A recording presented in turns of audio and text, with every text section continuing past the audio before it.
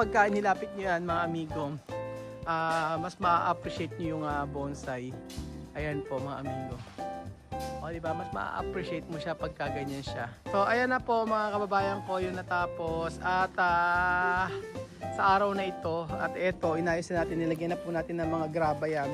At ng mga bato. Ate Janet, ano naman ba yung ginagawa mo dyan? Bukas pupunta tayo sa Cebu ha? Bakit? Ano? Nagdamo ka ng alaman. Iba talaga. At ba't hindi nila kinuha itong mga ano? Sabi ko kunin to eh. Hindi nila kinuha. Oo.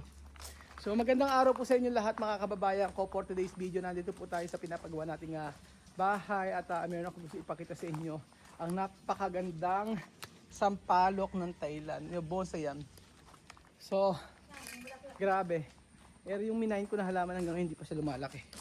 Ayan, yung ganyang halaman. Ewan ko, hindi na siya na... Dapat pala, ito pa siya, oh. Buhay pa yan. Si Janet. Yung mga halamans. Buhay pa yan. So, ayan po mga amigo. So, finally mga kababayan ko, ay papakita ko na po sa inyo ang natapos na bahay na pinapagawa po natin. Finally natapos na po. At hindi man, sabi ko nga 99.99.99.9% ang pagkatapos ito. So papakita ko po sa inyo ang mga natapos ngayong araw. So syempre ito, papakita ko po sa inyo ang mga natapos. So kahapon ito nag-leak yung tubig dito sa kapatid ko kay Wawa. Pinaayos namin yan. So una, ito nakabaong kasi yan, pinatanggal namin lahat. Sabi ko ayusin nila ganyan. Ngayon ginawa namin, inano na namin dito, iayos ka ako namin ganyan. So ayan po. So ito na po mga amigo yung ano, hindi pa natatapos kasi platada. Actually yung ginagawa po dito ay platada na mga amigo. So sa labas na nagtatrabaho. Halos sa patapos naman na. So ito po mga kababayan ko, ayan, paplatadahan na lang yung bukas. Together dito sa taas, paplatadahan. Yan po mga amigo. Hanggang dulo yan paplatadahan kasi hindi man naman naplatadahan. Naplatadahan meaning papakinisin pa para maging ganito. So hindi man kasing kinis na mukha ko, pero at least ay pantay naman mga amigo. Ay nako. Opo mga amigo. Ayan. Ay nako. Sabi ko nga po ay makakahinga na ako. Sabi ko nga po sa inyo mga amigo, this week na lang yung trabaho nila and then yari na. Wala na akong magagawa kung hindi magpaalam na sa mga ito. Pero syempre may mga project pa naman gagawin sila. Doon na muna sila. Pero mamimiss natin yan sila Kuya Edwin na talaga namang from the very start na nag-finish dito sa bahay natin talagang naayos ang mabuti at nakuha natin yung gusto natin. So hindi ko alam kung paano ko pasasalamatan tong team na ito dahil sila yung nagtapos ng ating bahay. Yes po. So finally ayan, labas na naman ang tatapusin, platada na lang. And then kanina umaga pinalagyan ko ng mga bato yan. Para maganda-ganda sa tingnan. So don't worry mga amigo, yung ilalim niyan ay maganda ang lupa niyan. And then papatabaan na lang. Gaganda yan kapag naplatadahan at napinturahan. So di ba mga kaibigo, tingnan niyo po, imagine na napakaganda po ng lugar natin. So ano pang inaantay niyo? Punta na po kayo dito sa may Casa Guiana Private Resort at dito po sa bahay natin. Pag nagpunta na kayo dito at nakatira na kami dito, mas madali tayo magkwentuhan, magtsikahan mga kababayan ko. So ayan po ang ating bahay. So tuwan-tuwa ako. Gustong-gusto ko yung ganitong vibes, yung malinis, yung ano lang, ayan. Gustong-gusto ko yung ganyang vibes mga amigo. Ayan, tapos may mga sounds, magpapatugtog ako ng worship song. Di pa pala naaayos to. Ayan po. So ayan mga amigo. Ang ganda ganyan lang siya. Actually ang gusto ko talaga nilagay dito ay gusto kong lagyan ng tawag ng mga dates, kaso hindi ko kaya ang presyo na. Before kasi bumili ko ng dates yan. Almost umabot din siya ng mga 20 plus. Oo, medyo mahal. So dito na lang tayo sa 200 pesos mga amigo na halaman. Maganda rin naman.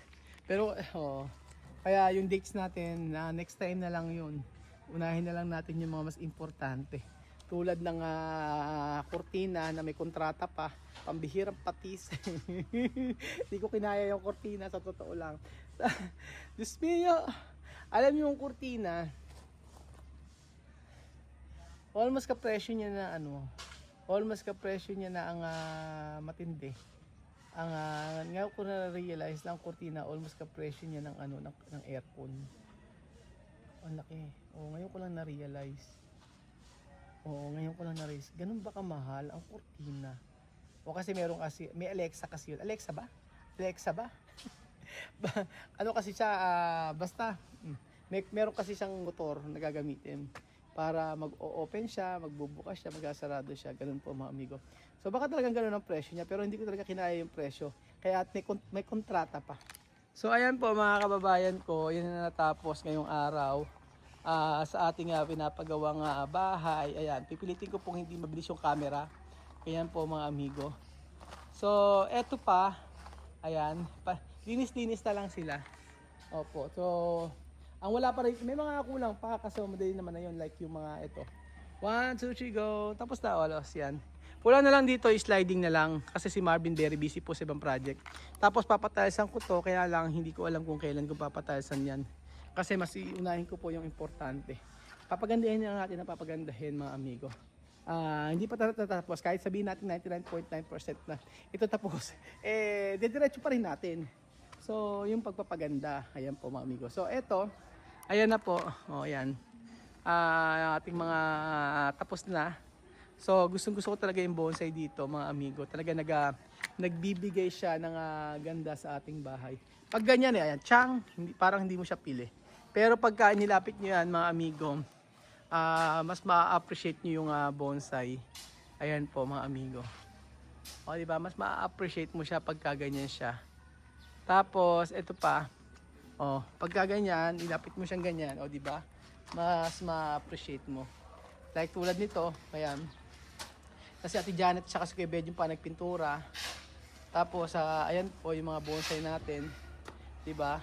Na pilit nating inaayos at pinapaganda. Tapos ayan, sabi ko nga mahirap i-appreciate kapag hindi siya malapitan, pero pagka malapitan na siya tulad ng ganyan, di ba ang ganda niya. Tapos ayan, ganyan po mga amigo. So ayan na po mga kababayan ko yung natapos at sa araw na ito at ito inayos na natin, nilagyan na po natin ng mga graba yan at ng mga bato-bato. So kanina umaga ako'y nagtrabaho dito at nag-trim ako ng mga halaman. Yan, inayos ko yan. Tapos bukas pupunta sa atin dito para ayusin to.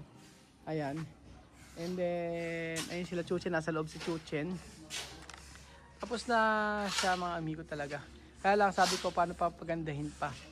Gusto ko lang kasi ganyan yung malinis lang tingnan. Pero meron kang garden. Papakita ko sa inyo kung saan tayo maglalagay ng garden mga amigo. So ayan po. Malinis lang siyang tingnan. Pero hindi pa masyadong nawawalisan. Pero pagka yan maganda yung tingnan. Ayan po mga amigo. Diba? Ayan.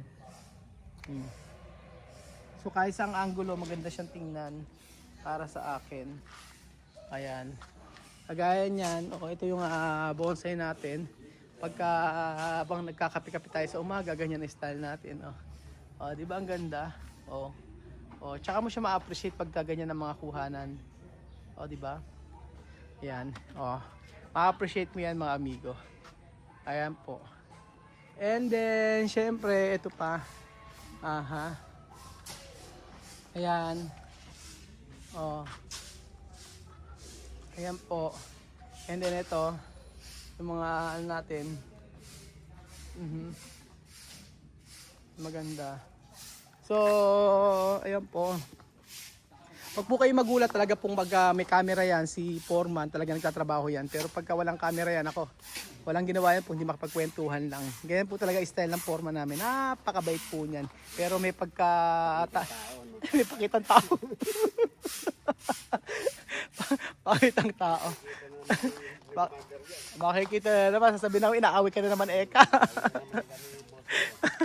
Ayan po, and mag-aayos na siya. Ito, dito natin lalagay yung pinaka-garden niya, mga amigo. Ayan, charan!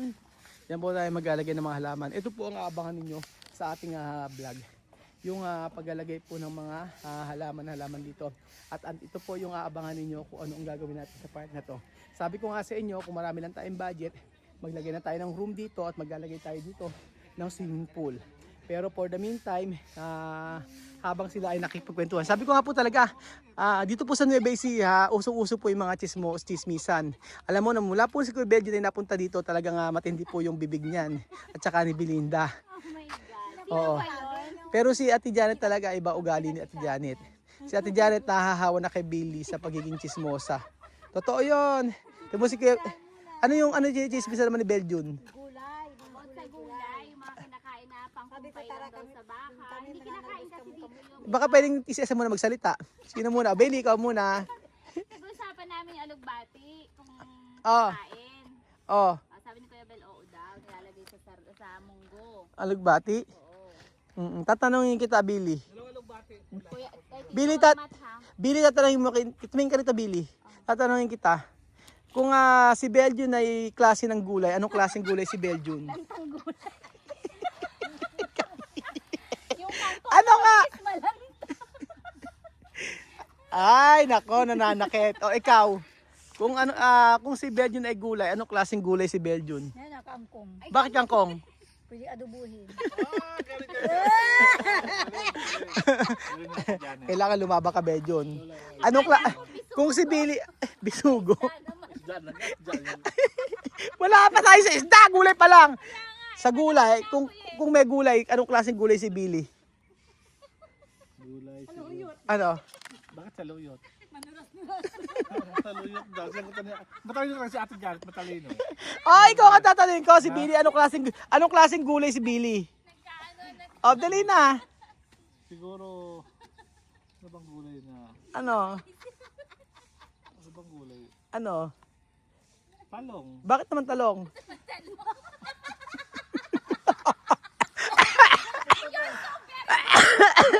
Bakit talong? Shut up. Shut up, nagtortong talong. Talong, pabuto kasi nila. Kala ko si Marisol. Si Marisol. Kala ko si Marisol. Si Ate Janet, anong klaseng gulay si Ate Janet? Parang mayroong busa din si Warden. Ala pa, Beyo, anong klaseng gulay si Ate Janet? Anong klaseng gulay? Anong klaseng gulay si Ate Janet? Ano ba yung... Ano? Dali! Anong gulay? Upo, patola, kamote, ano? Ampalaya. Ano pa? Dali! Hagod. Ano hagod? Ano pa? Malunggay. Malunggay. Yung malunggay. Bunga na malunggay. Ano? At okra. Manulos-dulos daw. Ay nako, layasan ko na kayo dyan. So, ito po mga amigo. Ang sinasabi ko sa inyo na gagawin natin. Ito ang abangan ninyo sa ating serye. Ang bahay serye. Ang dream house serye natin, mga kababayan ko. Dito sa part na to, kung anong gagawin natin dyan. So, ayan. Tapos naman na lahat. At unti-unti na. Kaya na ibang magtatanim ng kabityo ng mga halaman para maayos na. So bukas balik ulit sila para ayusin ito. So yun lamang po mga kababayan ko ang update sa araw na ito. Pero thank you so much po sa panonood ng episode na ito. At masarap mabuhay. Diretso lang tayo ano man yung ating pinagdadaanan sa buhay. Hindi laging masaya, hindi laging malungkot. Bagko sa minsan talagang sa buhay natin hindi naman natin makukuha lahat ng gusto natin.